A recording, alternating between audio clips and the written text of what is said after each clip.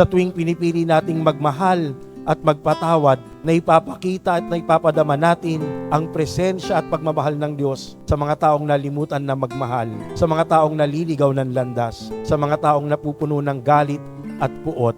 Sa tuwing natututo tayong magmahal at magpatawad, na ipapadama natin tayo ay anak ng Panginoon. Kapag pinipili natin magmahal at magpatawad, pinapalaya rin natin ang ating mga puso, sapagkat ang marunong magmahal, walang dinadalang galit. Ang marunong magpatawad, inaalis ang sama ng loob.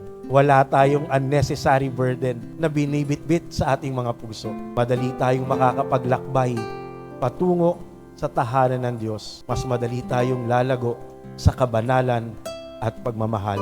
Sama-sama tayong patuloy na maglakbay tungo sa kaharian ng Diyos. Hingin natin kay San Juan Bautista, gabayan tayo sa daan ng kabanalan, sa daan ng pagmamahal, sa daan ng pagpapatawad at pagbabagong puso.